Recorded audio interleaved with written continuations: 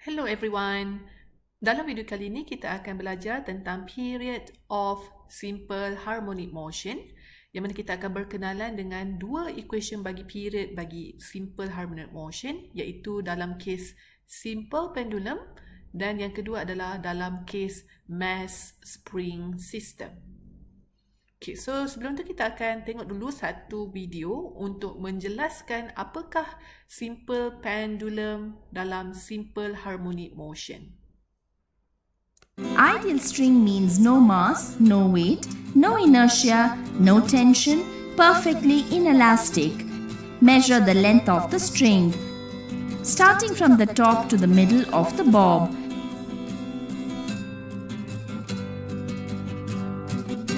Displace the small bob from equilibrium and let it oscillate. It oscillates a simple pendulum. Let's study the motion of the simple pendulum. Switch on the stopwatch and measure the time taken for 20 oscillations. Now, find out the time period of oscillation.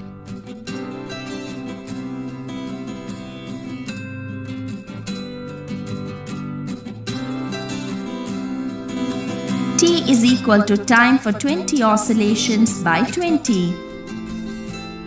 Time period of oscillation depends on the length of the string L and acceleration due to gravity G. T is equal to 2 pi into square root of L by G. The acceleration due to gravity can be calculated from the equation G is equal to 4 pi square into L by T square. Acceleration due to gravity changes from place to place.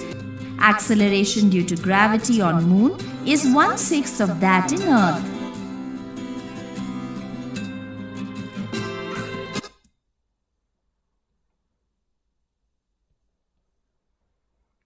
Okey, jadi daripada video tadi kita nampak di mana simple pendulum adalah kes apabila a bob that attached to a string.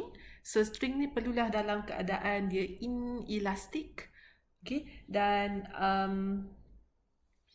dia oscillate back and forth from the equilibrium position. Alright, jadi kat sini kita nampak perkaitannya adalah antara tempoh masa untuk satu oscillation, which is 4 period, dia berkadar langsung dengan length of the string. Okay, so kadaran dia adalah dengan square root of the length. Okay, jadi semakin panjang length, okay, bermaksud semakin tinggi tempoh period. Okay, bermaksud untuk dia oscillate melengkapkan satu putaran adalah lebih lama. Okay, manakala kalau kita menggunakan tali yang lebih pendek, okay, maka period dia adalah lebih kecil. Period yang kecil bermaksud masa untuk dilengkapkan satu putaran adalah lebih cepat. Okay, so ini adalah faktor yang pertama yang mempengaruhi the period. Right, so then faktor yang kedua juga yang mempengaruhi period adalah kekuatan graviti bumi. Okay, di mana dia akan berkadar songsang dengan kekuatan graviti bumi.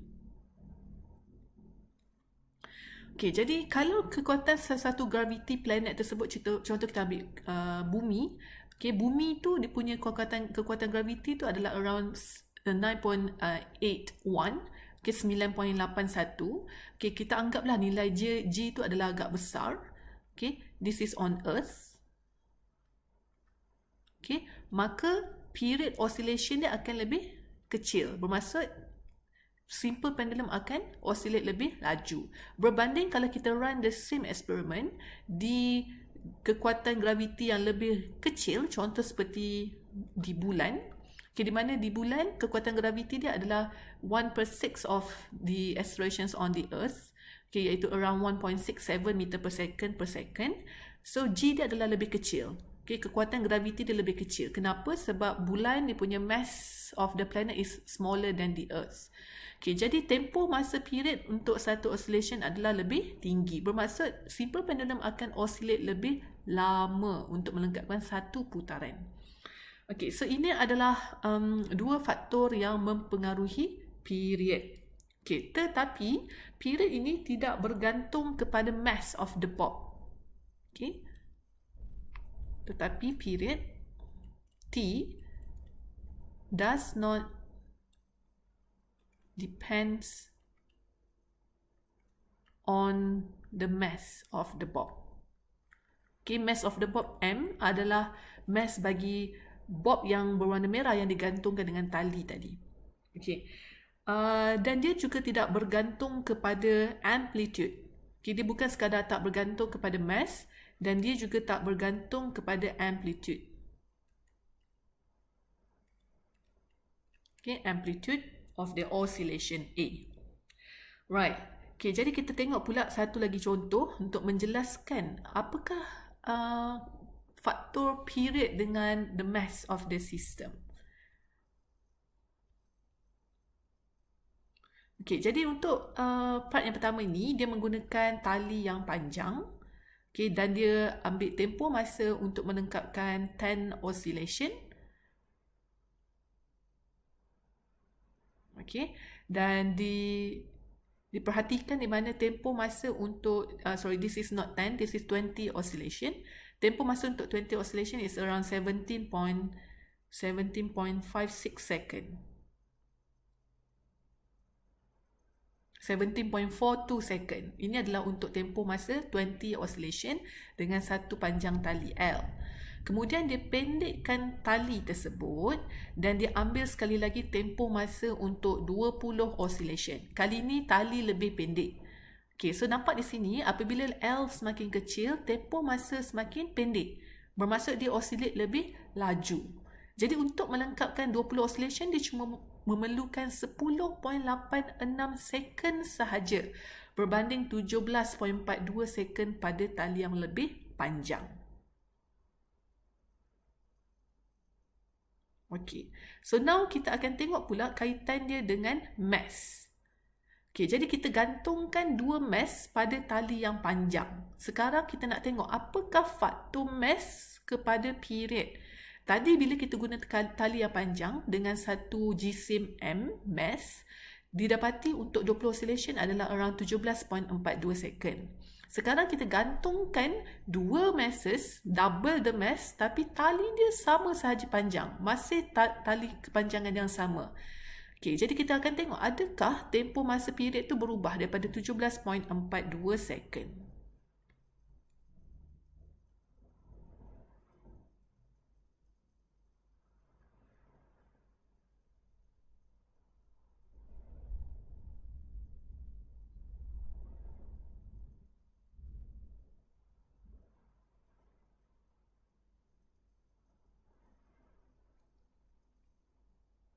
Okey, didapati tempoh masa untuk melengkapkan 20 oscillations adalah 17.56. Okey, kalau dilihatkan perbandingan 17.56 second dengan 17.42 second, the same time, is almost the same time walaupun mass dia is double. Pada simple pendulum, walaupun mass dia double, tapi didapati tempoh period dia tak dipengaruhi oleh mass. Okay, dan kenapa ada sedikit perbezaan di sini adalah mungkin disebabkan error of the environment. Okay, so it's a significant difference. The mass does not depends on the length. Okay, it doesn't affect the periods of the rotation. Okay, so itu menjelaskan antara perkaitan period, the length and the mass. Okay, jadi bila kita nak gabungkan formula ini antara period dengan length and the G, so bermaksud kita akan masukkan dalam satu persamaan, okay, which is given as the period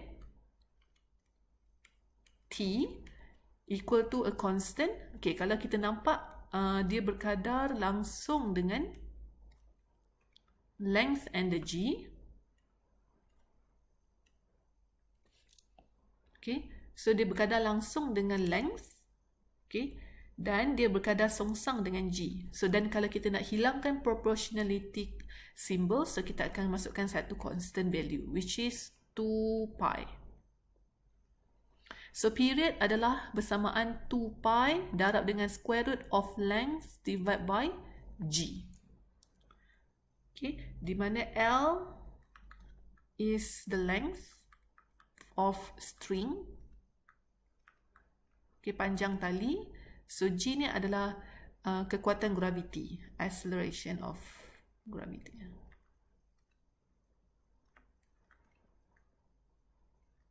Okay, dan kalau kita menggunakan the simple pendulum on the earth, nilai G itu adalah 9.81. Okay, so ini adalah formula for the simple pendulum. Okay, dan kalau kita labelkan pada nilai simple pendulum tersebut, okay, L itu adalah panjang tali. Okay, this is the L, panjang tali. Okay, dan tempoh period tu hanya berkadar langsung dengan L. Semakin panjang tali, semakin lama tempoh for oscillation. Okay, dan kat sini kita perlu jelaskan apa maksud oscillation. Okay, kalau dia oscillate daripada equilibrium, okay, iaitu kosong, okay, dan dia pergi ke positive amplitude, okay, and then return to kosong, and then go back to minus amplitude, dia akan oscillate back and forth. Okay, so di manakah kita katakan satu oscillation? Okay, so ini penting untuk faham konsep bagi oscillation. Katakan dia bermula daripada minus amplitude, so ini adalah starting point dia. So dia akan oscillate ke kosong, pergi ke amplitude dan patah balik semula ke 1. Okay, bermaksud dia akan pergi ke kosong and then dia akan pergi ke amplitude, patah balik semula ke kosong and then return to its initial position. Ni adalah satu cycle. Okay, satu oscillation. Satu cycle bermaksud yang sama dengan satu oscillation. Okay, tetapi katakanlah dia bermula daripada equilibrium position. Okay, dia start daripada equilibrium position, katakan dia oscillate ke kanan. Okay, untuk melengkapkan satu cycle, so dia akan patah balik ke 1, ni baru separuh cycle, dia akan patah balik ke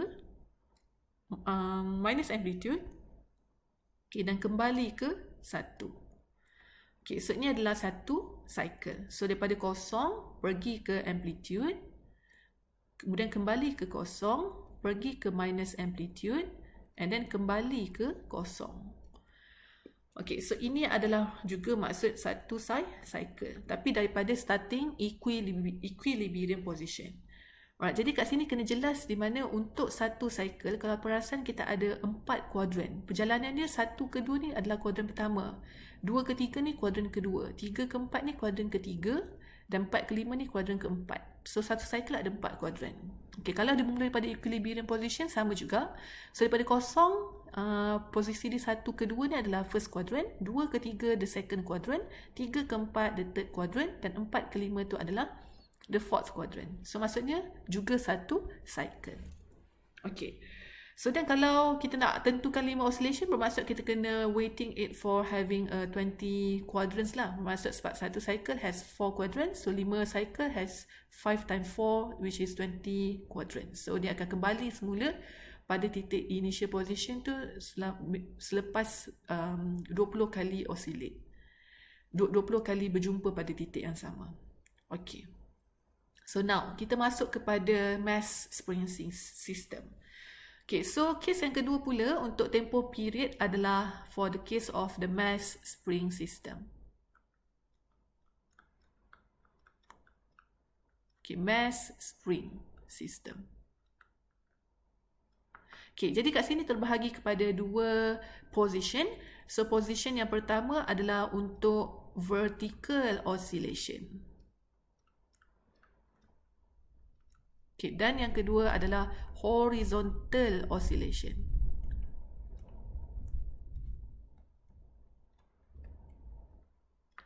Okay, jadi bagi case mass spring system, tempoh period dia berkadar langsung dengan mass dan the spring constant. Okay, so point dia adalah yang pertama, okay, period berkadar langsung dengan the mass. Okay, dan yang kedua, the period dia berkadar songsang dengan the spring constant. Okay, where M ini adalah mass, Okay, dan K ini pula adalah spring constant. Okay, jadi kalau semakin besar mass yang kita gantungkan pada spring, bermaksud tempoh masa period dia akan lebih panjang, lebih lama. Okay, kalau dia lebih ringan, tempoh masa dia lebih pendek. So, dia lebih cepat oscillation dia.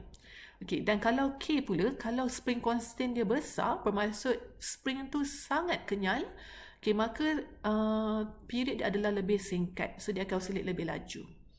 Okay, tetapi kalau spring constant dia kecil, bermaksud dia kurang kenyal, bermaksud period dia adalah lebih lama. Okay, so kita tengok satu video untuk perkaitan antara period dengan the mass.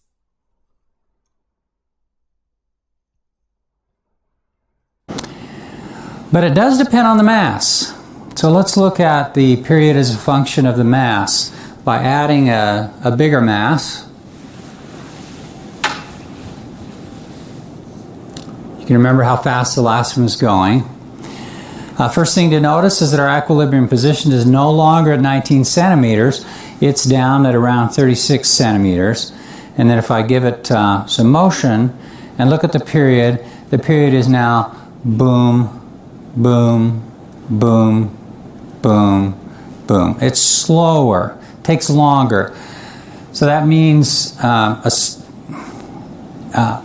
the period is the time between a time for one complete oscillation. So that's from here back down to here again. That time is now longer with a bigger mass. Exactly as predicted by the equation. If you increase the mass, it's in the numerator here, that will increase the period or the time for one complete oscillation. And then bringing this to the extreme, even longer period, equilibrium position much lower, boom, boom, boom, boom. Very, very long period motion. So how does this depend on the spring constant K? Get the dependence on the mass down. The period depends on 1 over the square root of the spring constant. If I use 2 springs instead of 1, I've thereby doubled the spring constant. So let's compare the period with just one spring and this large mass. Boom, boom, boom, boom. And the same mass with 2 springs. You note first that the equilibrium position is higher because we got more force pulling it up to counteract gravity. Boom, boom, boom. A little bit faster period. So, a shorter period that is. So if you increase the spring constant, you're going to decrease the period. It's a shorter period, and when that period, the time between oscillations is smaller, that means it's a faster oscillation. It takes less time to do one oscillation. So the mass spring system, its period depends on the mass, the spring constant, but not the amplitude of the motion. And the frequency, you can always get the frequency.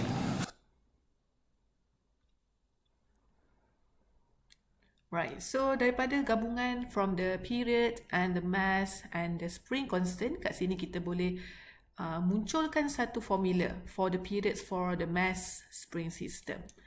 Okay, yang mana kalau kita gabungkan antara mass and K and the period, okay, jadi kita boleh dapat satu formula that the period T, dia berkadar langsung dengan the mass, tetapi berkadar songsang dengan the spring constant. Alright, so untuk menghilangkan the proportionality symbol, so kita akan gunakan satu constant value, which is sekali lagi adalah nilai 2 pi. Okay, 2 pi square root of mass over the spring constant. Okay, so ini adalah formula yang kedua bagi period untuk case mass spring system. Right, jadi kat sini saya boleh tunjukkan cara senang untuk hafal Macam mana nak hafal perbezaan period untuk kedua-dua bagi simple pendulum and the mass spring system? Okay, bagi simple pendulum, formula T 2 pi square root L per G, okay, adalah seperti tolong. Okay, kalau tengok pada the letters T, L dengan G, T tu for the period, okay, T tu seperti TLG tu adalah seperti tolong. Okay, tolong tu adalah khusus untuk simple pendulum. Okay, tolong. T for period, L for the length of string, and the G is for the accelerations. Okay, tolong. Dan kalau untuk mass spring system pula, T, M, K. So seperti the words tamak. T, A, M, A, K. K for the spring constant, M for mass, T for the period. Okay, jadi bila kita gunakan formula sama ada simple pendulum ataupun mass spring system, jangan mencampurkan kuantiti dia dengan kuantiti yang lain. Contoh, jangan pergi pula campurkan T adalah square root 2 pi, T bersamaan 2 pi darab square root mass per G. Mass per G tu TMG. TMG tu tomong. Salah. Dia adalah tolong. Dan jangan pula kita pergi gabungkan untuk formula simple pendulum T bersamaan 2 pi square root L per K.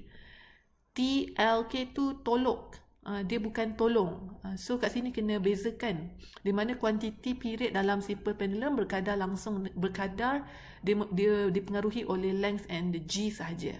Tetapi untuk mass spring system, period dia tamak.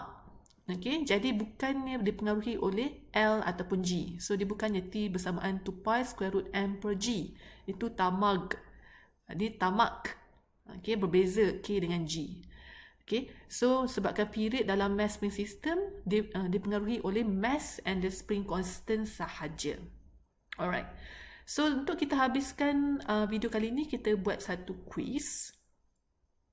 Okay, saya bagi masa untuk cuba jawab soalan quiz 1, di mana period bagi pendulum may be decreased, maksudnya berkurang oleh siapa? Macam mana period untuk simple pendulum boleh berkurang? A, kita increasekan mass bagi bob. B, decrease the mass bagi bob. C, kita move the equilibrium position. Ataupun D, kita pendekkan panjang tali simple pendulum. Which one?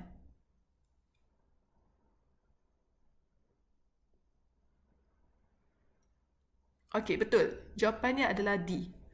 Okey, sebabkan untuk case simple pendulum, tolong 2 pi square root L per G. Okay, di mana period untuk simple pendulum dipengaruhi oleh L dan G. Okay, jadi kalau tengok pada jawapan A dan B, kedua-duanya ada kuantiti mass. So bermaksudnya mass tu tak dipengaruhi oleh period bagi simple pendulum. So jawapan A dengan B salah. Okay, dan jawapan C juga salah sebab tiada kaitan dengan formula L dengan G. Okay, T is 2 pi square root L per G. So jawapannya adalah dengan cara kita pendekkan panjang tali, jadi period akan lebih pendek. So the period will be decreased. So jawapannya D. Okay, next soalan quiz 2. Bagi case mass spring system, ada satu bob vibrate up and down pada vertical spring. This is vertical oscillation. Jika period bagi motion is 2 seconds, apakah nilai frekuensi bagi oscillation tersebut? A, frekuensi adalah 2 second. B, nilai frekuensi adalah 2 cycle per second. C, frekuensi adalah 1 cycle setiap second. Dan D, frekuensi adalah separuh cycle setiap second. Okay, saya bagi masa cuba jawab jawapan A, B, C ataupun D yang betul.